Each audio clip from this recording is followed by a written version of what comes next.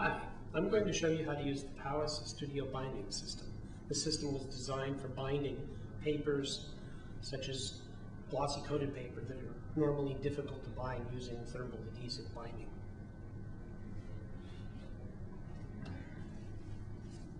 Starts with the binding strip, which will be put into either a Fastback 8X or a Fastback 9 binder.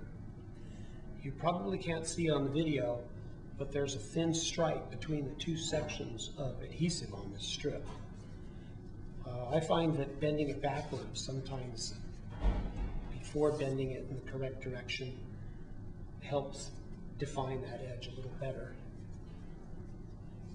You bend the strip into an L formation like this, and it's going to lay in the binder in this direction, with the long edge on the bottom and the short edge on the back edge of the platen.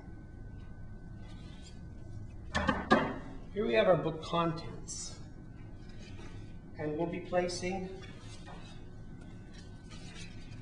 an end leaf or end paper on the back like so. This is a solid sheet with no window. And on the front, another end paper that has a window that will appear through the cutout in the book cover.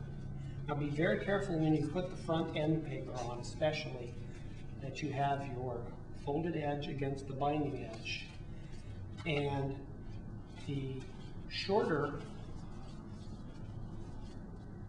section on top. There's a little more, the window's optically centered, so it's a little high. So this area should be shorter than this section.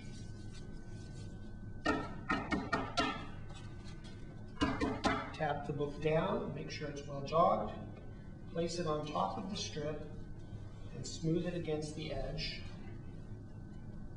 and press the green button.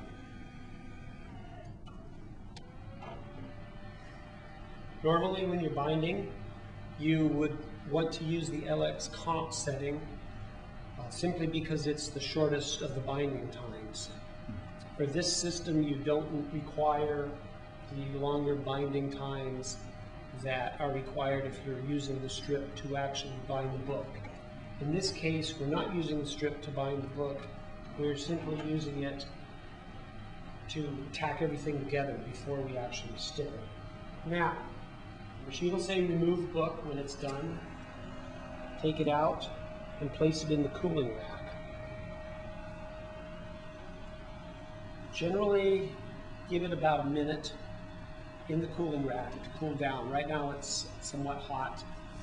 Once it's cooled, you can begin to stitch it. The next step in the process is the Powis stitcher, which is going to staple the book along the edge. You'll see the stapler, the stitching table, which has these little cutouts here that will act as guides for where to place your staples.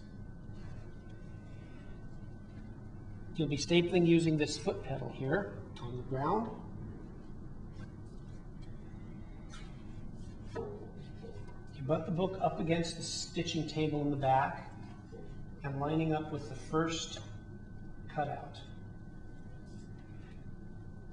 Press with the foot pedal, put the first staple in, move to the next position, staple again, and then continue across the edge, making sure that the book is butting up against the back edge each time you staple. Now it's stapled and ready to put into the hardcover. Okay. Now for the next part, we will be putting the book block that we've created inside the cover.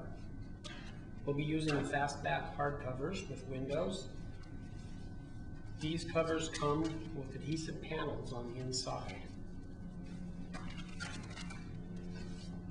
Before we do that though, this is purely optional, but if you want, you can add what are called headbands to the top and the bottom of the book. We sell the headband material in long strips, and you just cut it out and stick it on. It's strictly decorative, but some people find that it gives you an end result that seems more like a book. The preferred method of assembling a book is to assemble it with the window clamp in position, because this tends to give you more consistent results. So you put your cover on the hardcover guide and slide it under the green guide so that it butts up against this backstop here, and pull that lever down to clamp it into place. Now we'll peel off the narrow release paper, and this is sticky here, and it will be used to tack the contents into place. The book block butts up against the green guides, which automatically centers it on 3 sides. Once you're sure it's in the right position, you press it down to hold it in place, and peel off the rest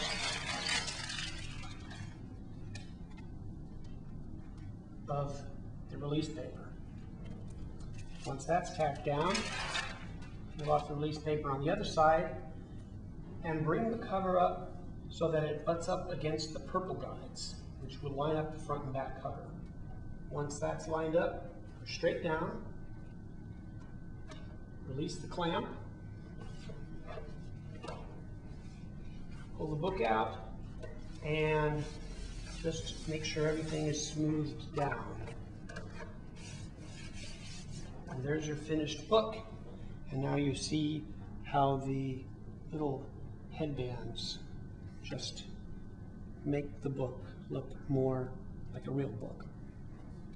And that's how you use the Studio Binding System to make a photo book.